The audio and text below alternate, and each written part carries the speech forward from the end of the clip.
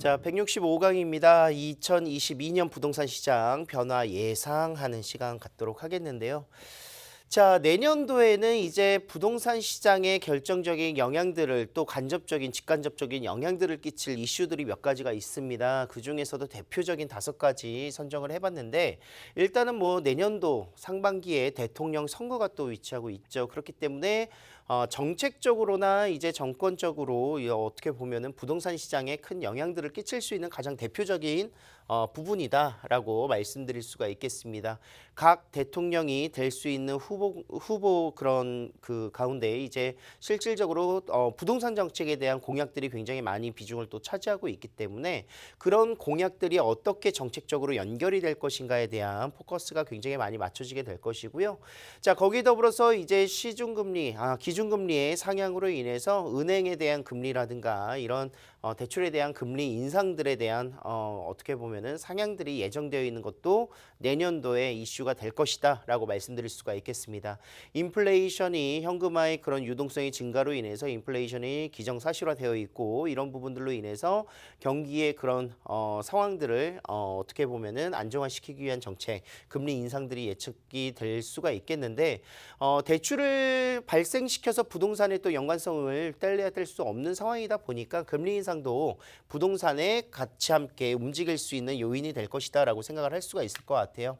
그렇지만 아직도 내년도 뭐 금리가 뭐 1% 후반대까지 움직인다 하더라도 기준금리의 상향으로 인해서 아직도 저금리는 맞다라고 저는 생각을 하고 있습니다. 그래서 금리 인상은 실질적으로 여러분들이 생각하시는 것만큼 부동산에 대한 지가의 그런 하락이라든가 이런 부분으로 움직이진 않을 것이다라고 저는 판단을 하고 있고, 자, 대출 규제도 또 있죠. 실질적으로 이제 대출 가계 총량 제한으로 인해서 지금 현재 대출이 모두 막혀 있지만 뭐 이런 부분들은 내년도 되면 좀 풀릴 것이다 생각하시는 분들 굉장히 많을 것 같습니다. 실질적으로 그렇기도 하고요. 하지만 내년 이제 상반기부터는 DSR 2단계가 시행이 됩니다. 실질적으로 뭐 LTV만 보는 것이 아니라 내 가계 대출의 총액에 대한 대비해서 대출을 발생시킬 수 있는 DSR이 적용되다 보니까 실질적으로 받을 수 있는 대출의 양은 전반적으로 개개인별로 줄어들 것이다라고 판단할 수밖에 없고, 거기에 따라서 뭐 대출 규제가 이루어지게 된다면 부동산의 매수세에 큰 영향을 또 끼칠 수밖에 없겠죠. 그래서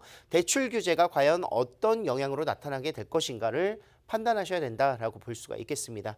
자, 코로나는 아직 끝나지 또 않았죠. 실질적으로 이제 백신 접종률이 계속 늘어나고는 있으나 새롭게 나오고 있는 이런 돌파 감염이라든가 이런 모습들로 인해서 뭐 다시 또 하여금 경기의 위축 상황이라든가 이런 것들이 또 유지가 될지, 또 내년에는 만약에 코로나가 어느 정도 잠식된다면 언제쯤 이런 부분들이 이루어지게 될지에 대한 내용들이 또 움직이지 않을까 생각을 하고요. 마지막으로 현금 유동성 지금 너무 많이 풀려 있죠. 실질적으로 자금력들이 굉장히 많이 늘어났다는 거예요. 그래서 자금력들이 이렇게 늘어나게 되는 데는 경기 부양을 위한 양적 완화가 가장 컸었고, 거기에 더불어서 미국도 이제 테이퍼링을 내년도 상반기까지 마무리를 하겠다, 조속히 이제 좀 회수를 하겠다라고 이야기를 하고 있고요. 미국의 경제 상황과 또 맞물릴 수 있는 상황들이 있죠.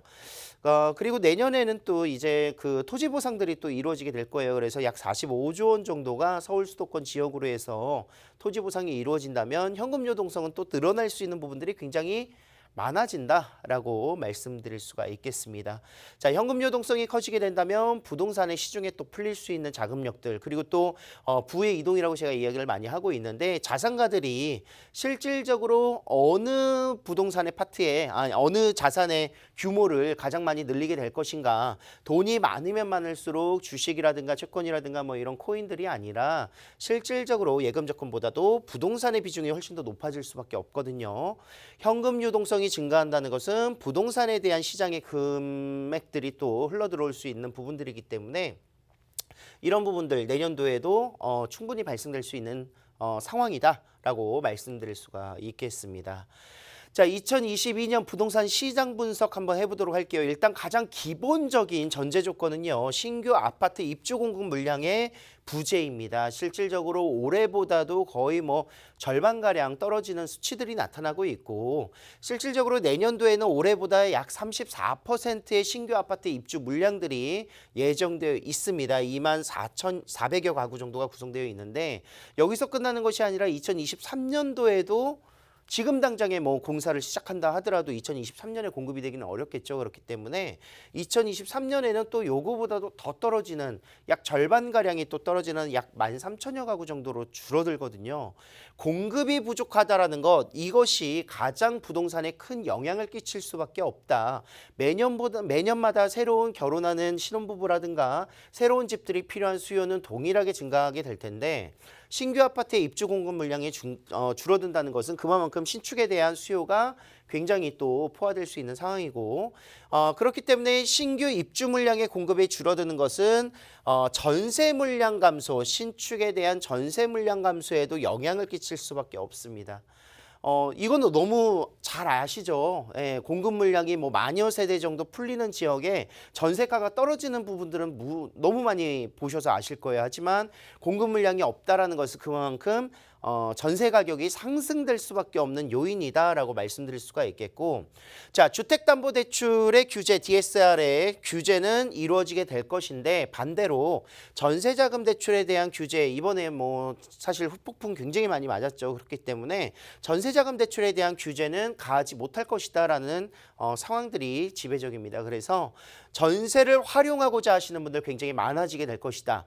예전에 제가 강의하다가 말씀드린 적 있을 거예요. 매매지수가 횡보를 하는 시기에는 전세지수가 올라갈 수밖에 없다. 그 이야기는 투자금액에 대한 축소와 그로 인해서 가격대, 매매지수가 다시 한번 올라가는 영향들을 끼쳐줄 수밖에 없기 때문에 전세 수요가 늘어나는 상황들이 내년에 발생될 것이다 라고 말씀드릴 수가 있겠습니다.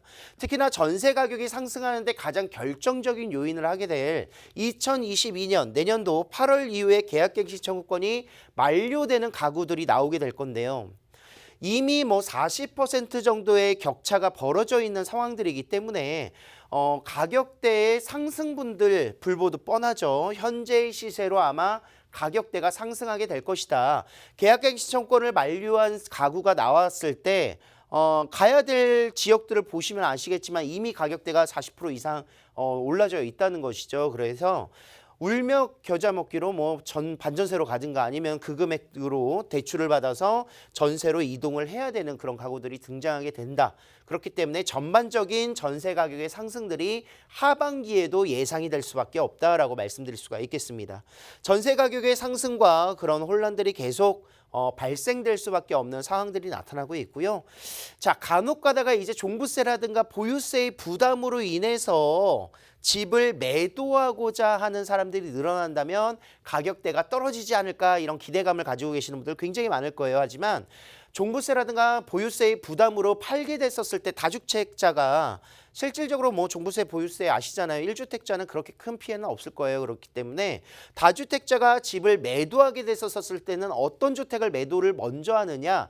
인기 있는 핵심 지역의 주택을 먼저 매도하는 것이 아니라 비인기 지역부터 매도를 하게 될 거라는 겁니다. 그렇기 때문에 부동산 시장의 변화에 있어서도 양극화는 내년도에 더욱더 올해보다 심해질 것이다 라고 말씀드릴 수밖에 없겠죠.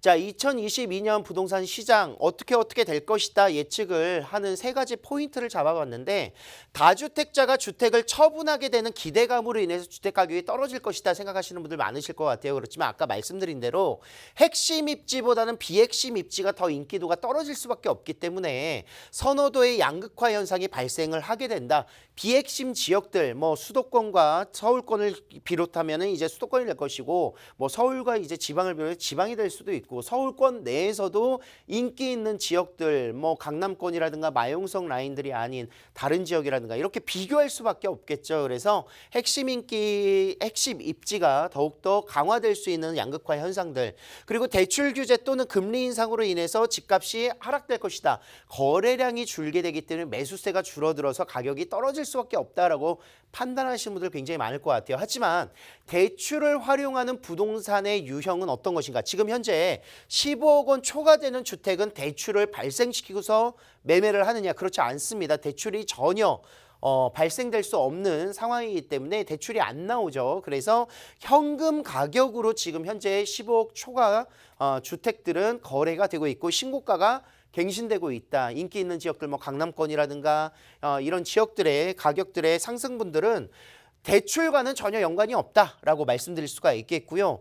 자, 6억 원 이하의 주택이라든가 저가 주택 위주로 실질적으로 이제 대출을 발생시킬 수 있는 주택의 유형들은 거래량이 증가될 수 있겠죠. 그래서 상대적으로 덜 올랐었던 뭐 이런 지역들에 대한 금액대 6억 원 이하라든가 또는 6억부터 이제 9억 원 사이의 그런 주택들의 거래량이 늘어나면서 가격대가 상승할 수 있는 요소를 많이 가지고 있다라고 말씀드릴 수가 있겠습니다. 대출이 제한되어 있지 않는 상황들, 그리고 전세 시장이 안정화될 것인가, 이건 아까도 말씀드렸다시피 전세 시장도 양극화 현상에 대변할 수밖에 없습니다. 좋은 지역들의 전세 가격은 올라갈 수밖에 없고요.